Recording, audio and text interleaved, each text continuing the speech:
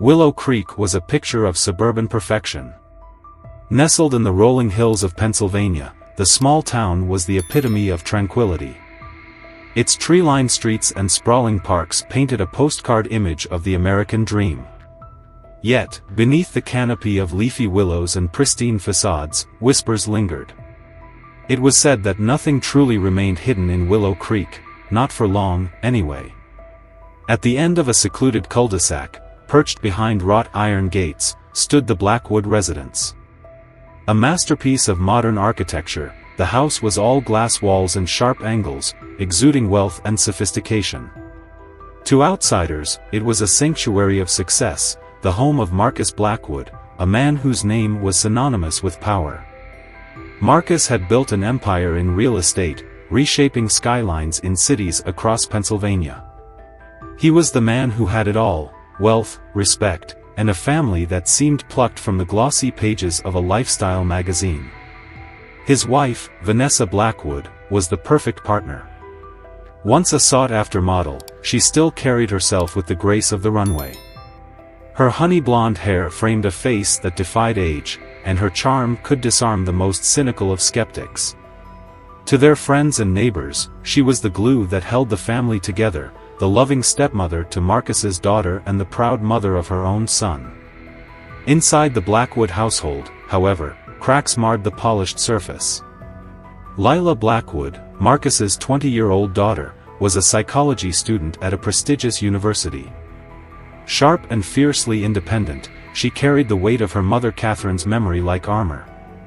Catherine had been Marcus's first wife, and to Lila, she was untouchable, a woman whose absence loomed large over the household. Lila had never fully embraced Vanessa's role in her life, viewing her as an intruder rather than a stepmother. The rift between them, though often cloaked in civility, was undeniable. Ethan Reeves, Vanessa's son from her previous marriage, had recently graduated with a degree in business. At 22, he was at the threshold of his adult life, eager to carve out his own path while still navigating the complicated dynamics of his blended family. Ethan was charming and ambitious, qualities that Marcus admired. Yet, there was an undercurrent of unease between the two men, a silent tug-of-war for Vanessa's attention and approval. From the outside, the Blackwoods appeared to have mastered the art of blending two families. They hosted charity galas, attended local events, and seemed to radiate unity. But those who looked closer might have noticed the subtle signs of strain, the way Lila's eyes would narrow when Vanessa spoke, or how Ethan avoided Marcus's penetrating gaze at dinner. The family's perfect image was a carefully curated illusion, and the pressure of maintaining it weighed heavily on them all. On a sweltering August afternoon, the Blackwood home was quiet, save for the low hum of the air conditioning. Marcus had left early for a meeting in Philadelphia, and Vanessa was at the local community center preparing for a charity auction. Lila sat in the living room, her legs curled beneath her as she scrolled through her phone. The silence was comfortable, a welcome reprieve from the constant hum of activity in their home. But that quiet was shattered when the doorbell rang. Ethan stepped inside, his suit jacket slung over his arm. His tie was loosened, and beads of sweat clung to his forehead. "You're home early," Lila remarked, her voice tinged with surprise. Ethan's internship at a marketing firm usually kept him occupied until late evening. "I needed to get out of there," he muttered, tossing his briefcase onto the coffee table. "Too many people talking about things that don't matter." Lila smirked. "Sounds like every corporate office ever." Ethan collapsed onto the couch beside her, his head falling back against the cushions. For a moment, they sat in silence, the weight of unspoken words hanging between them. It was Lila who broke the quiet. "Do you ever feel like we're all just playing parts in this family? Like none of it is real?" Ethan turned his head to look at her, his blue eyes searching hers. "Every day," he admitted, his voice barely above a whisper. Their connection was undeniable, a magnetic pull that neither could resist nor fully explain. It was dangerous, intoxicating, and utterly forbidden. Yet, in that moment, sitting side by side in the vast emptiness of the Blackwood home, they felt like the only two people in the world who truly understood each other. The Blackwood family's perfect image was beginning to splinter. And as the sun dipped lower in the sky, casting long shadows across the polished floors, neither Lila or Ethan could have foreseen the storm that was about to engulf them all. The days at the Blackwood house began to settle into a predictable rhythm, or so it seemed. Behind the polished exterior of daily life, unspoken tensions coiled like a spring, waiting to snap. Each family member carried secrets, their carefully constructed facades threatening to crack under the weight of suppressed emotions. Vanessa had tried, for 3 years, to bridge the gap with Lila. She hosted family dinners, planned mother-daughter outings, and even learned to tolerate Lila's biting sarcasm. But no amount of effort could overcome the silent wall that Lila had built around herself. Lila's resistance wasn't always obvious. Her words were polite, her demeanor calm, but her eyes told a different story. She avoided Vanessa's gaze at the dinner table, barely spoke during family conversations, and retreated to her room at the first opportunity. For Vanessa, these actions cut deeper than words. She saw herself not as Lila's adversary but as a woman trying to fill an impossible void left by Catherine. One afternoon, as Vanessa prepared for a charity auction in the kitchen, she overheard Lila talking to Ethan in the living room. "She acts like she's some kind of saint," Lila said, her voice low but tinged with venom. "But she's just a replacement. A cheap one." Ethan muttered something in reply, but Vanessa didn't hear it. The words stung. She tightened her grip on the knife she was using to slice vegetables, her knuckles turning white. She wanted to storm into the room and demand an explanation, but years of practice in public appearances held her back. Instead, she focused on her task, her movements precise, her face a mask of calm. But in her heart, a seed of resentment began to grow. While the tension between Vanessa and Lila simmered, the bond between Lila and Ethan grew deeper, and darker. What began as occasional late-night conversations turned into secret rendezvous at the nearby Silver Ridge Park. Beneath the cover of towering trees and winding trails, they shared stolen moments away from prying eyes. It wasn't love, or at least not the kind that came from pure intentions. For Lila, Ethan represented rebellion. He was a symbol of everything her father and Vanessa would disapprove of. For Ethan, Lila was an escape from the crushing expectations of his mother and stepfather. In each other, they found a dangerous sense of freedom. But the relationship was not without its cracks. Ethan often seemed hesitant, his charm dimmed by a gnawing guilt. One evening, as they sat by the creek at Silver Ridge, Lila noticed the distant look in his eyes. "What's wrong with you lately?" she asked, her tone sharp. "You're always so distracted." Ethan hesitated, his fingers tracing patterns in the dirt. "Maybe we shouldn't do this anymore," he said finally.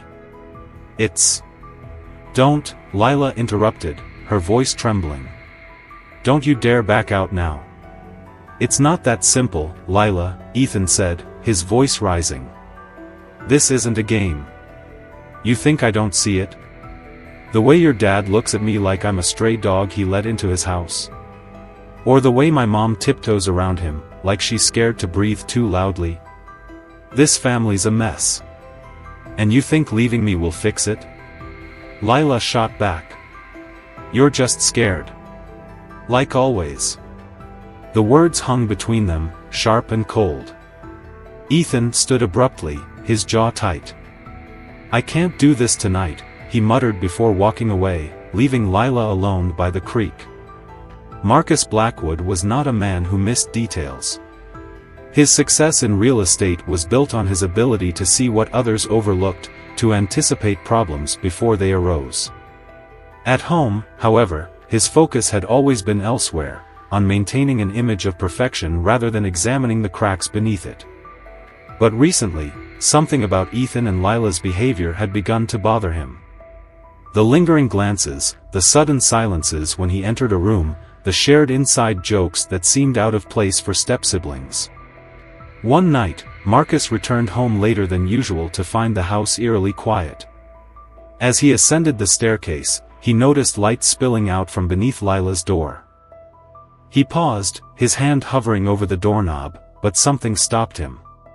Instead, he stood there, listening.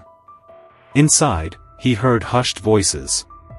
Ethan's laugh was low and muffled, followed by Lila's sharp whisper, "You can't keep running off like that. He's going to notice." Marcus's chest tightened. His mind raced with possibilities, none of them good. He didn't open the door that night, but the seed of doubt had been firmly planted. Meanwhile, Vanessa was fighting her own battles. She had noticed Ethan's increasing absences, the late-night calls he tried to hide, and the strained interactions between Marcus and Lila. She didn't have all the pieces, but she was beginning to see the outline of the puzzle. One afternoon, while tidying up the living room, she found a scrap of paper wedged beneath the couch cushion. It was a hand-drawn map of Silver Ridge Park, with a trail leading to a small clearing circled in red. Vanessa stared at it for a long moment, her stomach twisting. Why would Ethan or Lila need this, she thought. But before she could dwell on it further, she heard Marcus's car pulling into the driveway.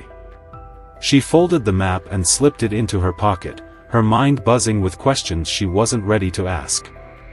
The tension in the Blackwood household had reached a boiling point. Every interaction was charged with unspoken accusations and hidden agendas. Marcus's suspicions, Vanessa's quiet observations, and the secret bond between Ethan and Lila created a volatile mix. The perfect image they had worked so hard to maintain was beginning to crumble. And as the days grew longer and the summer heat pressed down like a suffocating blanket, the stage was set for a revelation that would shatter their lives forever. The summer heat was oppressive, a heavy blanket that seemed to smother everything in Willow Creek. The air buzzed with the sound of cicadas, but within the Blackwood house, the silence was deafening. It was the kind of quiet that wasn't comforting, it was tense, loaded, like the universe itself was holding its breath. On August 6, 2022, Marcus's morning began as most others did, with an immaculate suit, a meticulous tie, and a packed schedule of high-stakes meetings. The deal he was brokering that day could open doors to expand Blackwood development into untapped markets, a personal and professional triumph. But fate, it seemed, had other plans. The meeting ended earlier than expected, the contracts signed with surprising efficiency. As he drove back to Willow Creek, his thoughts drifted to the family dinner Vanessa had mentioned that morning. Perhaps, he thought, this could be a chance to reclaim some sense of harmony in the house. He could picture the table set with Vanessa's meticulous touch, Ethan politely discussing his internship, and Lila finally putting her phone down long enough to share a laugh. That image of perfection was what he clung to as he pulled into the driveway earlier than anyone expected. The house was unnervingly quiet when Marcus stepped inside. He set his briefcase down by the door, his footsteps echoing as he crossed the foyer. "Vanessa," he called out, his voice carrying through the vast space. No reply. She must still be at the community center. He ascended the stairs, intending to change into something more comfortable before dinner. But as he approached the upper landing, he heard something that stopped him in his tracks, muffled voices coming from Lila's room. He paused, straining to hear. The voices were low, almost intimate, and unmistakably familiar. One was Ethan's. Marcus's chest tightened, a wave of unease washing over him. His mind raced, replaying every interaction, every sidelong glance he'd noticed but dismissed. His hand hovered over the doorknob, hesitation battling with the mounting dread in his chest. He pushed the door open. The scene before him was like a knife to the gut. Lila and Ethan, tangled together on the bed, their limbs entwined in a way that left no room for misinterpretation. Time seemed to freeze as Marcus stood there, his face a mask of shock and disbelief. The betrayal was palpable, cutting deeper than any business deal gone wrong or personal slight he had ever endured. "What the hell is this?" His voice was low at first, but it trembled with suppressed rage. Lila and Ethan scrambled apart, their faces pale. "Dad," Lila began, but Marcus wasn't listening. His focus was on Ethan, who stood frozen, his hands raised in a futile gesture of peace. "You," Marcus snarled, stepping forward. "How dare you? In my house. With my daughter." "Mr. Blackwood, Ethan stammered, but Marcus's fury drowned out his words. He lunged, his hands closing around Ethan's collar. The two men stumbled, crashing into the desk, sending books and a crystal paperweight clattering to the floor. "Stop it. Dad, stop!" Lila screamed, tears streaming down her face as she tried to pull Marcus away. But Marcus was beyond reason. His world had narrowed to this single act of betrayal, his anger eclipsing everything else. Ethan struggled against Marcus's grip, his face turning red as he gasped for air. In desperation, he reached for the paperweight on the desk and swung it, the heavy object connecting with the side of Marcus's head. Marcus staggered, blood trickling from the gash at his temple, but the blow only seemed to fuel his rage. With a roar, he tackled Ethan to the ground. The two men grappled in a chaotic tangle of limbs, each movement fueled by fury and survival. Lila's screams faded into the background as Marcus's hands closed around Ethan's throat. "Dad, you're killing him!" Lila shrieked, but Marcus didn't let go. His grip tightened, his knuckles white, as Ethan's struggles grew weaker. The room seemed to blur, his vision clouded by red-hot anger. And then, Ethan went still. The room fell eerily silent. Marcus's chest heaved as he released his grip, his hands trembling as he stared at Ethan's lifeless body beneath him. Lila collapsed to the floor, her sobs breaking the quiet like shattering glass. "Dad, what have you done?" she whispered, her voice shaking. Marcus staggered backward, his eyes darting between Ethan's body and his bloodied hands. He provoked me," he muttered, as if trying to convince himself. But the weight of what he had done was undeniable. Lila crawled to Ethan's side, her hands shaking as she pressed them to his chest, as if willing him to breathe again. "We have to call the police," she choked out, her voice rising with panic. "No," Marcus said sharply, his tone cutting through her hysteria. "No one can know about this." "What are you talking about?" Lila cried, her voice cracking. "He's dead, Dad. You killed him." Marcus knelt beside her, gripping her shoulders. "Listen to me, Lila," he said, his voice steady despite the chaos around them. "This was an accident, a terrible, tragic accident. But if the police get involved, they'll destroy us. They'll destroy this family." Lila stared at him, her tear-streaked face pale with disbelief. "What are you saying?" "We clean this up," Marcus said, his voice cold and calculated. "No one ever finds out. Do you understand me?" For a long moment, Lila didn't respond. But then, whether out of fear, shock, or some twisted sense of loyalty, she nodded. As the sun set over Willow Creek, the Blackwood house descended into a flurry of frantic activity. Marcus, drawing on a chilling clarity, directed the cleanup. Blood-stained carpets were torn up, furniture rearranged, and Ethan's body wrapped in a tarp. Lila moved in a daze, following her father's instructions as if on autopilot. By the time Vanessa returned home, the house was pristine, the chaos hidden beneath the surface. Marcus met her at the door, his expression grave but controlled. "Ethan's missing," he said, his tone heavy with feigned concern. Vanessa's face fell. "Missing? What do you mean?" He stormed out after an argument, Marcus lied smoothly. "I've been trying to reach him, but he's not answering." As Vanessa's worry grew, Marcus held her close, his facade unshakable. But in the shadows of the house, Lila sat alone, her hands trembling as she stared into the void. The weight of their secret pressed down on her like a stone. And somewhere in the quiet town of Willow Creek, the darkness around the Blackwood family deepened. The Blackwood household had always been quiet, but this silence was different. It was oppressive, suffocating, a silence born of shared guilt and the weight of an unspeakable secret.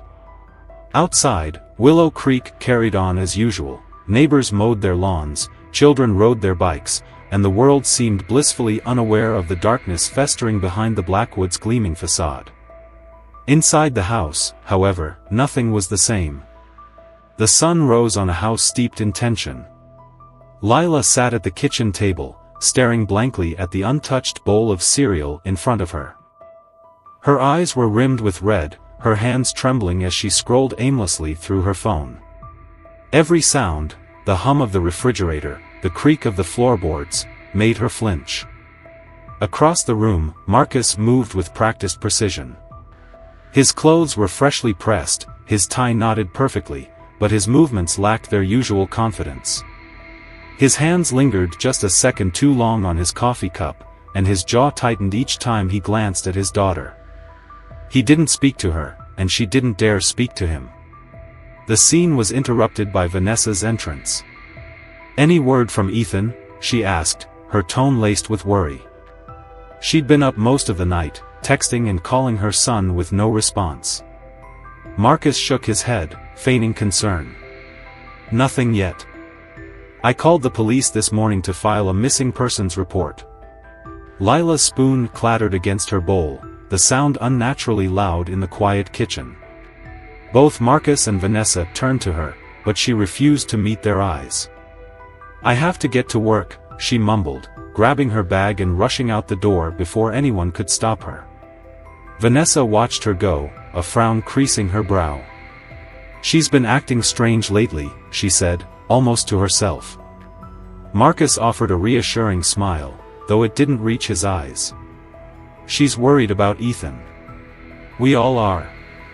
Detective Nathan Thorne arrived at the Blackwood house that afternoon. A veteran investigator with sharp instincts and a penchant for peeling back the layers of suburban perfection, Thorne was not easily fooled. As Marcus and Vanessa led him into their pristine living room, Thorne's eyes scanned every detail: the carefully arranged family photos, the spotless furniture, the subtle tension in Marcus's posture. "Mr. Blackwood," Thorne began, pulling out a notepad. "You reported your stepson missing this morning. Can you walk me through the last time you saw him?" Marcus nodded, his expression grave. "We had an argument yesterday evening. Nothing serious, just a disagreement about his career plans. He stormed out of the house and hasn't returned since. He's not answering his phone." Thorne scribbled in his notebook, his expression neutral. "And you, Mrs. Blackwood?" he asked, turning to Vanessa. "When did you last see Ethan?" Vanessa's eyes welled up with tears. "He was here yesterday morning. He seemed fine, maybe a little distracted. I don't understand why he'd leave without telling me." Thorne's gaze shifted to the family photos on the mantel, pausing on one of Ethan and Lila standing side by side at a holiday event. "And your daughter, Lila? Was she here when Ethan left?" Marcus's jaw tightened almost imperceptibly. "She was at work," he lied smoothly. "She came home later and found out what happened." Thorne nodded, jotting down a few more notes before standing. "We'll do everything we can to find him. I may have more questions as the investigation progresses." As Thorne left, Vanessa turned to Marcus, her worry giving way to frustration. "You didn't tell him about the fight Ethan had with Lila last week," she said. "He should know everything." Marcus's expression hardened. "There's no point in dredging up petty arguments. It has nothing to do with his disappearance." Vanessa frowned but didn't press further. Yet, a flicker of doubt began to take root in her mind. At the local library, where Lila worked part-time, the normally quiet atmosphere felt stifling. She moved through her tasks mechanically, her mind replaying the events of the previous night on an endless loop. Ethan's eyes, wide with panic, then lifeless, haunted her every waking moment. During her lunch break, she retreated to the small staff room, clutching her phone in trembling hands. She scrolled through Ethan's social media profiles, her heart clenching at the flood of comments from friends and classmates asking if anyone had seen him. One post from a close friend stopped her cold. "This doesn't make sense. Ethan told me he'd be at Silver Ridge last night. Why would he just disappear?" The phone slipped from Lila's hands, clattering to the table. Silver Ridge. The place where they'd hidden his body. Her breath came in shallow gasps as the walls seemed to close in around her. "Lila," a coworker's voice jolted her back to reality. "Are you okay?" "I'm fine," she lied, grabbing her things and rushing out. She couldn't stay there. Not now. At home, Vanessa tidied the living room in an attempt to distract herself. As she moved the couch to vacuum underneath, something caught her eye, a small scrap of paper wedged beneath the cushions. She picked it up and unfolded it, her heart skipping a beat. It was a hand-drawn map of Silver Ridge Park. A red circle marked a specific clearing deep within the park, the same area Ethan had mentioned visiting weeks ago. Vanessa frowned, her mind racing. Why would Ethan need a map of a place he already knew? And why hadn't he told her about his plans to go there? As Marcus walked into the room, she quickly folded the map and slipped it into her pocket. "Find anything interesting?" he asked, his tone casual but his eyes sharp. "Just cleaning," Vanessa replied, forcing a smile. But inside, her unease grew. That evening, the Blackwoods sat down to dinner, a hollow attempt at normalcy. Vanessa picked at her food, her mind consumed by worry. Marcus maintained his stoic composure, but his eyes flicked to Lila, who barely touched her plate. The tension was palpable. "Lila," Vanessa said softly, breaking the silence. "Have you heard from Ethan? Maybe he reached out to you?" Lila's fork clattered against her plate. "No," she said quickly, her voice strained. "I haven't heard anything." Vanessa studied her stepdaughter, noting the dark circles under her eyes and the way her hands fidgeted in her lap. "Are you sure? He's your brother." "He's not my brother." Lila snapped, her voice cracking. The room fell silent, the weight of her words hanging in the air. She pushed her chair back abruptly and left the table, her footsteps echoing up the stairs. Vanessa turned to Marcus, her voice trembling. "What is going on in this house?" Marcus didn't answer. He simply stared at the empty seat where Lila had been, his expression unreadable. The perfect Blackwood family was crumbling. And it was only a matter of time before the truth came crashing down around them.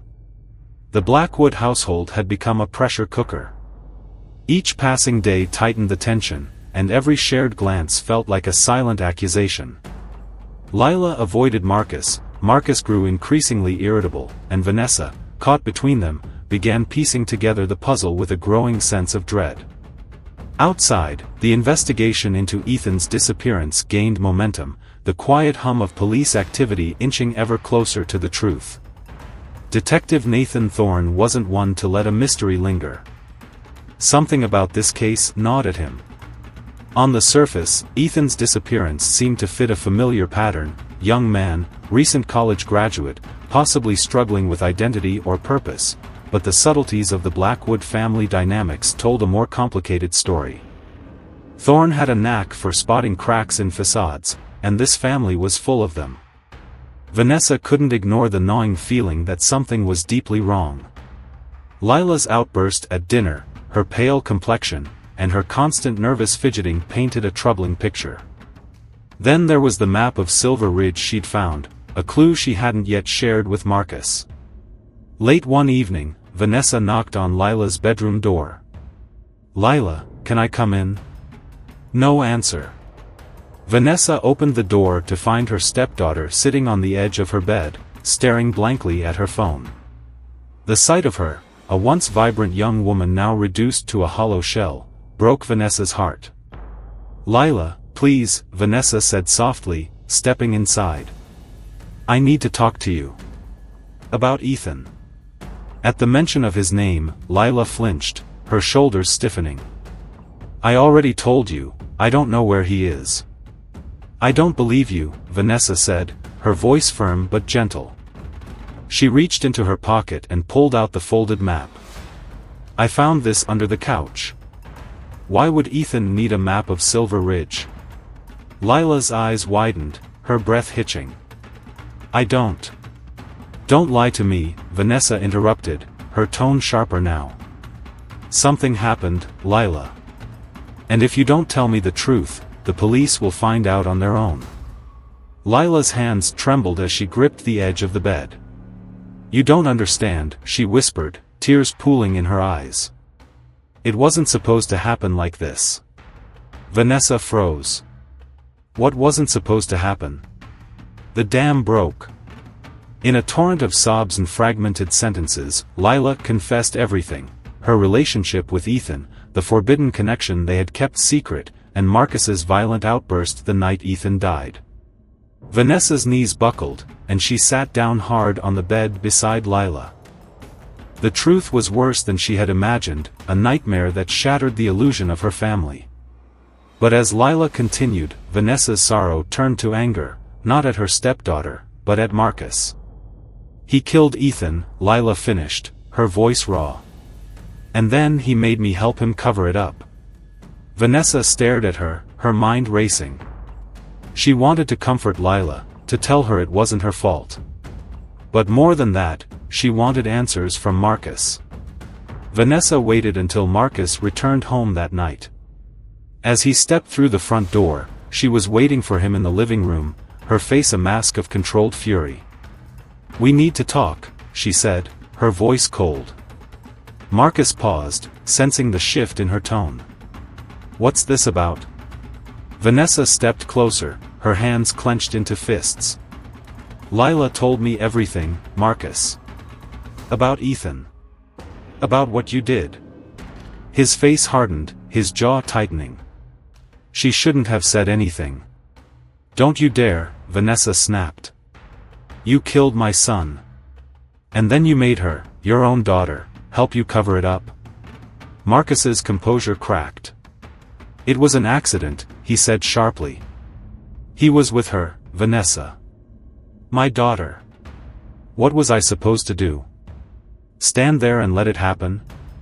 You were supposed to protect this family, not destroy it." Vanessa shouted, her voice shaking with rage. "Do you even hear yourself? You're justifying murder." "It wasn't murder," Marcus shot back. "It was a moment of rage. And I did what I had to do to protect Lila. To protect you." Vanessa's laughter was bitter. "Protect me?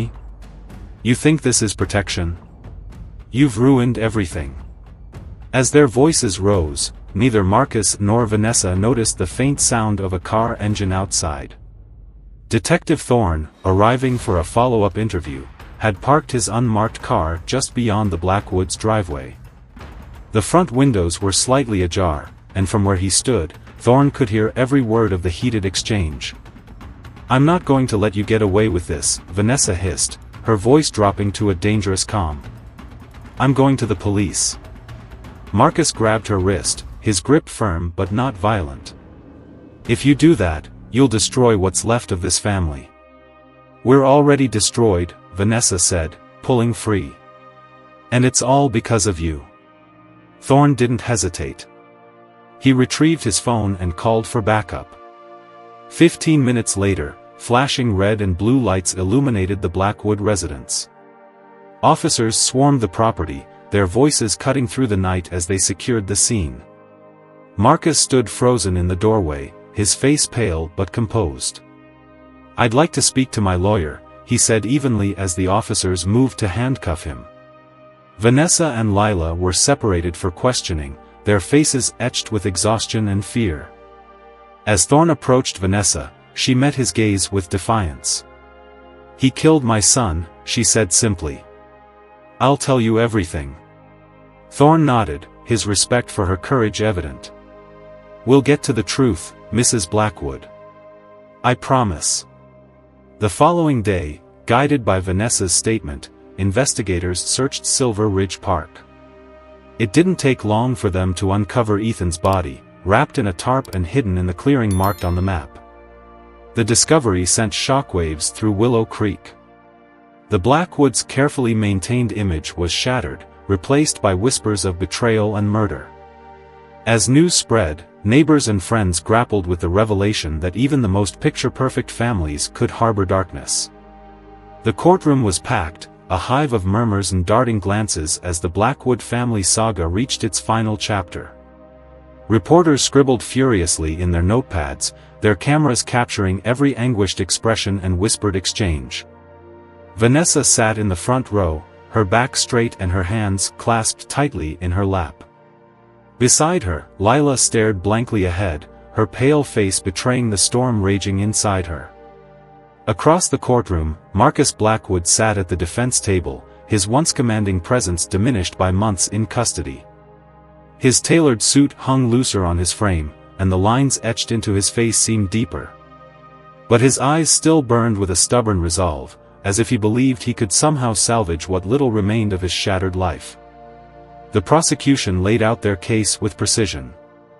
They painted a damning portrait of Marcus, a man consumed by control, driven to violence when his carefully constructed world began to crack. Witnesses testified to the Blackwood family's strained relationships, and forensic evidence linked Marcus to the scene where Ethan's body had been found. But it was Vanessa's testimony that struck the hardest blow. "He wasn't trying to protect us," she said, her voice steady despite the tears glistening in her eyes. "He was protecting himself. His image. His legacy. And he destroyed my son in the process." Lila's testimony was equally devastating. Though visibly shaken, she recounted the night of Ethan's death in vivid detail, her voice trembling as she described her father's uncontrollable rage. "I didn't know what else to do," she whispered. "He told me we had to hide it, that it was the only way." Just when the prosecution seemed to have an airtight case, a revelation threw the courtroom into chaos. During the trial, forensic analysts discovered DNA under Ethan's fingernails that didn't belong to Marcus. The DNA matched a third party, Ethan's secret boyfriend, a man named Ryan Grant. Ryan, who had been interviewed early in the investigation, had admitted to arguing with Ethan the night he disappeared. Under pressure, Ryan confessed to confronting Ethan at Silver Ridge over their strained relationship. The altercation had turned physical, leaving scratches and bruises on Ethan's body. However, Ryan insisted he had left before Marcus arrived. The timeline supported his claim, but the revelation added a new layer of complexity to the case. Was Ethan's death a tragic culmination of multiple conflicts? Or was Marcus solely to blame for the fatal act? After weeks of deliberation, the jury returned with their decisions.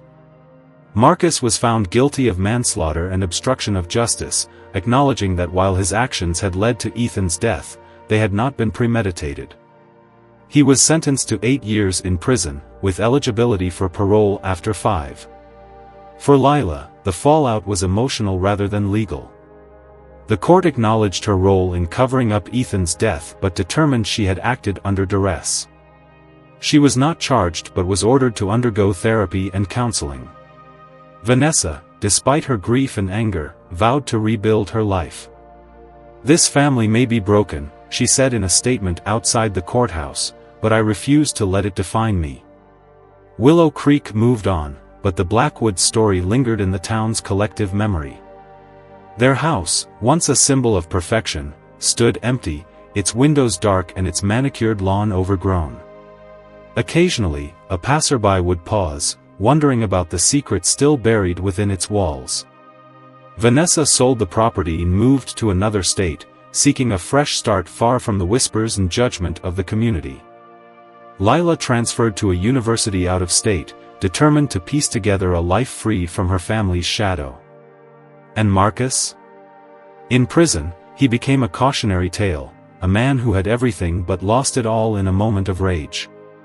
As the Blackwood family fades into memory, their story leaves behind a haunting question: how far would you go to protect your family? At what cost does the illusion of perfection come? What do you think about Marcus's actions? Was he a monster, or a flawed man pushed too far? Could Lila have done more to stop the tragedy? Or was she just another victim of her father's control? And Vanessa, did she truly have no role to play in the events that unfolded, or did her silence enable the destruction of her family? Let us know your thoughts in the comments below. What would you have done if you were in their shoes? Don't forget to like, share, and subscribe for more gripping stories like this one. Your voice matters. Join the conversation now.